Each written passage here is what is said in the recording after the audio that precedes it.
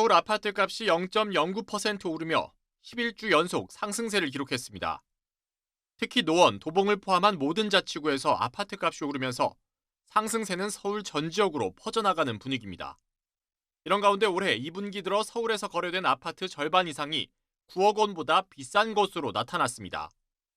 금액별 거래 비중을 보면 9억 원 초과 15억 원 이하 아파트는 1분기보다 3%포인트 늘어난 33.3%를 차지한 반면 6억 원 이하는 3.3%포인트 줄어든 21.1%로 나타났습니다. 기준금리 인하 가능성에 더해 똘똘한 한 채로의 쏠림 현상이 이어지고 있기 때문입니다. 구매 심리가 회복된 데다가 한 채인 경우는 종부세를 면제해 주겠다 이런 그 정책의 이슈가 나오면서 똘똘한 한 채로의 그 쏠림 현상, 실수요자도 그렇고 투자 수요가 가세한 것으로 그렇게 분석이 됩니다. 경기도의 매매가도 반년 만에 상승 전환했습니다. 무엇보다 1기 신도시가 위치한 안양 동안구와 성남 분당구 등이 상승세를 이끌었습니다. 서울 아파트 전셋값도 55주 연속 상승하며 역대 세 번째로 긴 상승세를 기록했는데 신축, 역세권, 대단지의 물량 부족 때문으로 풀이됩니다. 반면 지방의 아파트값과 전셋값은 모두 하락폭이 커지며 차갑게 식어가고 있습니다. 지방은 미분양의 80% 이상을 차지할 정도로 시장 자체가 위축이 되다 보니까 수도권과는 차별화된 모습이 나타나고 있는 상황입니다. 수도권 집중 현상과 지방의 인구 감소로 인해 이런 흐름은 더 강화될 것으로 보이는 만큼 부동산 시장의 양극화를 늦추기 위한 정부 차원의 대책이 시급한 상황입니다. YTN 큐두입니다. 20대 가구가 저축만으로 서울 아파트를 사려면 86.4년이 걸린다는 분석 결과가 나왔습니다. 민주노총 부설 민주노동연구원의 이한진 연구위원은 부동산 폭등기 청년 가구 재정 변화 분석 보고서에서 통계청 가계금융복지조사와 KB 부동산 통계 등을 근거로 이렇게 계산했습니다. 2023년 기준 가구주가 29세 이하인 20대 가구의 소득은 연소득 평균 4,123만 원으로 이 가운데 저축 가능액은 한 해 1,389만 원으로 나타났습니다. 지난해 서울 아파트 평균 매매가인 11억 9,957만 원을 기준으로 하면 저축 가능액 전부를 86.4년 모아야 서울 아파트 한 채를 살 수 있는 셈입니다. 지금 아파트 매매 거래가 탄력을 받고 있고 이 아파트 값이 오르는 거 아니에요? 그럴 가능성이 좀 있어 보입니다. 예. 지금 변화의 조짐 우선 지금 변화의 조짐이 본격적으로 나타나는 곳이 우리나라 전체는 아니고 예. 강남을 중심으로 한 서울이라는 점 먼저 말씀드리고요. 예. 매매 시장이 본격적으로 꿈틀거리는 모양새라고 판단하는 이유는 지금 말씀하신 대로 거래량의 변화입니다. 예. 보통 아파트 매매가의 추이를 예상할 수 있는 세 가지 선행 지표가 있는데 네. 전세가, 그리고 분양가, 그리고 거래량입니다. 예. 아시는 대로 서울 아파트의 전세가는 1년을 넘어 54주 연속 상승세를 이어왔고 분양가 역시 공사비 등으로 인해 크게 치솟았습니다.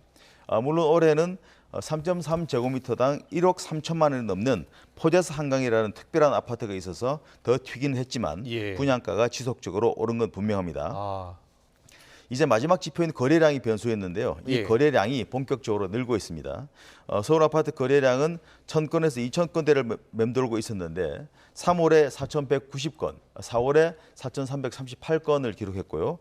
이제 5월이 관심이 집중되는데 5월에 5,000건에 달할 거라는 전망이 나오고 있습니다. 왜냐하면 이 실거래가 신고는 계약 날짜로부터 한 달 안에 신고를 하거든요. 네. 그래서 아직까지 신고 날짜가 한 20여일 남아있기 때문에 지금 현재 3,000건을 넘어서 다 집계가 되면 5,000건이 넘을 거로 이렇게 예상하고 있습니다. 네. 그런데 실제로 아주 비싼 아파트의 거래량도 많이 늘었다고요.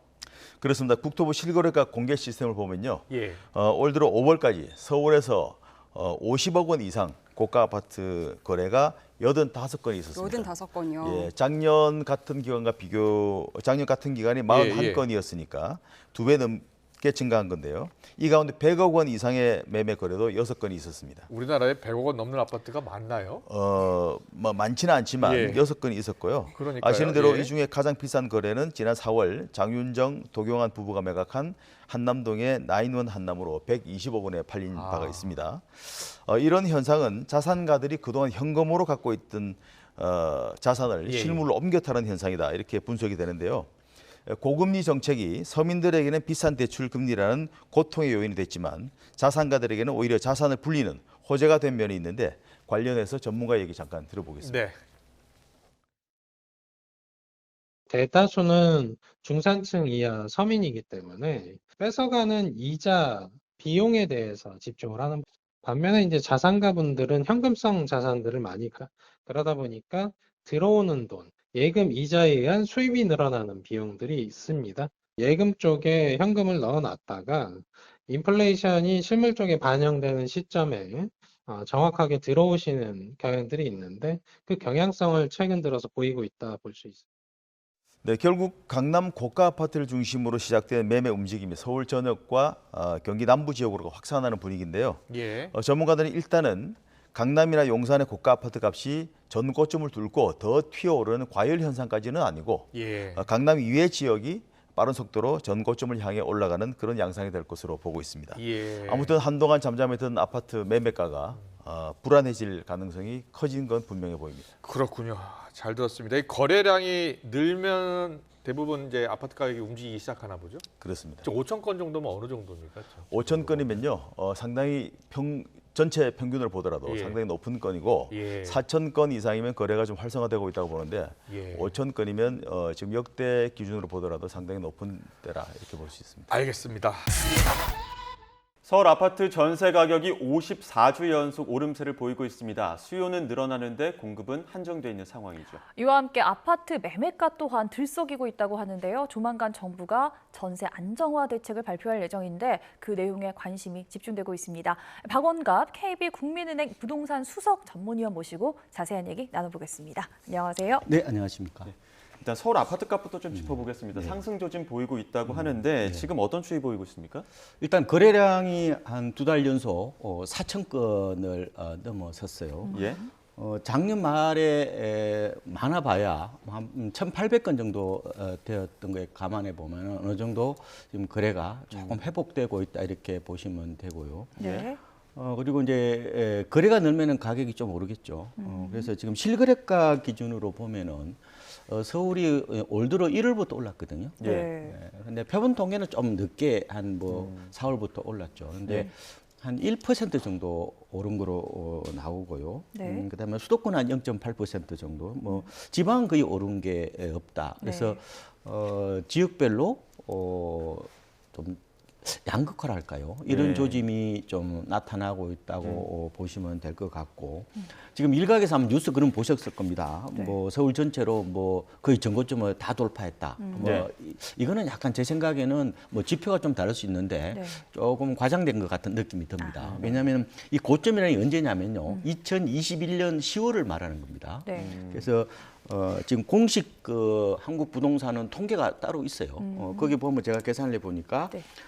서울은 고점 대비 한 84% 정도 회복을 했고요. 네. 동남권이라고 그러죠. 흔히 보면 이제 강남구가 포함되어 있는 네. 그곳은 좀 더 회복이 돼서 88% 정도.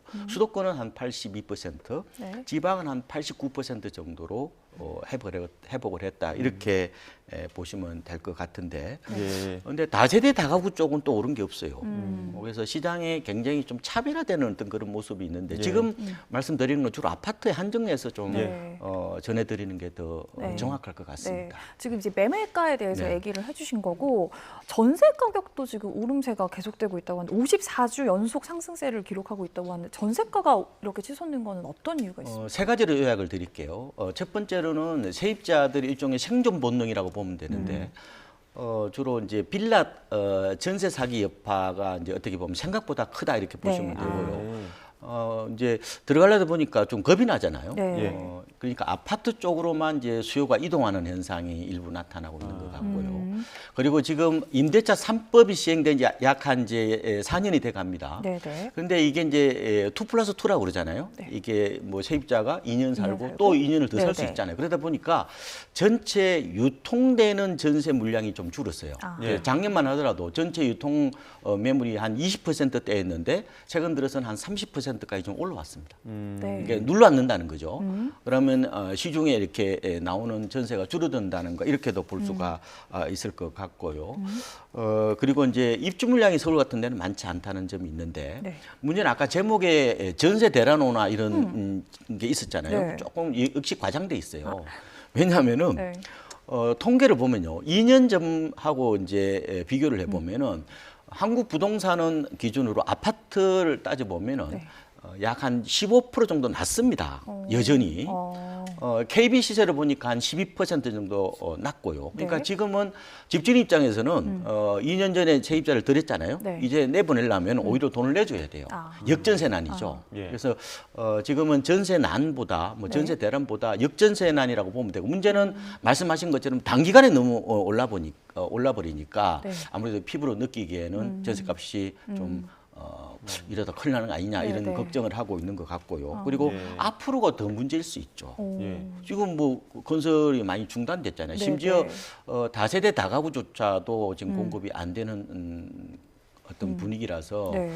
지금 당장 뭐 그렇게까지 걱정할 필요는 없지만 앞으로의 어떤 그런 공급 확대 이게 굉장히 중요해진다 이런 말씀을 드릴 수가 예, 있겠습니다. 좀 종합적으로 말씀해 주셨는데 하나씩 좀 뜯어보겠습니다. 네, 네. 지금 전세 사기 여파에 때문에 이제 아파트에 대한 어떤 전세 비중이 좀 높아지고 있다 이런 네, 말씀해 네, 주셨는데 그러다 보니까 아파트는 전세, 빌라 오피스텔은 월세. 네. 이게 좀 이제 너무 양극화가 좀 심해지는 거 아니냐 이런 우려도 나오거든요. 여기에 대해서 어떻게 좀 분석하십니까? 이게 전반적으로 아마 전세 소멸 과정이라는 것은 아마 대체적으로 아마 전문가들이 공감을 합니다. 예. 다만 그 상품별로 약간 차이가 난다는 겁니다. 네. 그러니까 아파트에 전세 들어가실 때 어때요? 어느 정도 시세를 예측할 수 있죠. 네. 어느 정도 네. 좀 가늠할 수 있잖아요. 그리고 내가 사실상 전 재산이 보증금인데 네. 이 전세로 들어갔을 때 나중에 아마 낙찰가가 어느 정도 대충 될 거고 그래서 그런 거래도 또 많고 네. 그러다 보니까 이 아파트 쪽으로는 좀 전세가 거래가 늘는데 앞으로도 아마 아파트 전세 쪽은 살아남을 것 같고 비아파트 쪽 있잖아요. 예. 네. 말씀하신 뭐 다세대 다가구 빌라 오피스텔 쪽은 아마 급속도로 월세화가 진행될 가능성이 있다. 네. 그거는 뭐 여러 가지 뭐 원인이 있는데 최근에 그게 이제 일종의 기폭제가 된 것은 바로 빌라 전세 사기 여파다 이렇게 보시면 될 것 같습니다. 네, 아까도 언급해 주셨는데 임대차 보호법이 이제 시행 4년 차에 접어들게 되는데 이게 전세값이 오르는 게 그 아파트 매매를 자극할 가능성도 있을까요? 아직은 좀 그렇게 아니다 이런 말씀을 드리는데 흔히 이제 이 객가격이라고도 표현하고요. 매매 가격 대비 전세가 비율을 얘기를 하거든요. 네. 지금 KB 시세를 보면은 지금 5월 기준으로 53% 정도 돼요. 네. 근데 작년 4월에 한 50%밖에 안 됐는데 2016년 6월에 가장 높았어요. 이때 75%가 되었다는 거예요. 2016년에. 집을 그러면 1억짜리를 사면 내 돈 얼마 들이면 된다는 거예요. 2,500만 원이면 샀다는 거죠. 네. 그때는 65. 전세 가격이 급등하면서 네. 매매 가격을 밀어 올렸는데 지금은 좀 그렇게 되기는 좀 힘들지 않을까. 실제로 보면요. 외곽 지역의 재건축 같은 쪽에 집값이 오히려 빠지는 경우도 있어요. 네. 그 얘기는 뭐냐면은 갭 투자 수요. 그러니까 주로 MZ세대들이 갭 투자보다는 뭐 정주 공간으로서 그러니까 살 집을 좀 이렇게 매매하는 경향이 강하다는 거예요. 그래서 현재까지 역시 이 어떻게 보면은 매매 가격을 자극하지는 않는데 앞으로 좀 더 오를 거 아니에요, 이게? 네. 그러면 갭 투자가 약간 유입될 가능성은 있다. 이렇게 예상을 해보고 있습니다. 그러니까 올 여름에 임대차 보호법 시행 4년 차다 보니까 2+2 계약갱신 청구권도 이제 소진되는 부분들이 네. 있고 이런 부분들이 있는데다가 또 신도시 쪽으로는 재개발 이슈들도 있어서 정부가 그 전세 시장 안정화 대책도 이에 맞춰갖고 좀 내놓을 예정이었었거든요. 네. 연기된 이유가 있습니까? 아무나 조율이 좀 덜 된 것 같고요. 근데 크게 이제 방향성은 한 3가지 정도예요.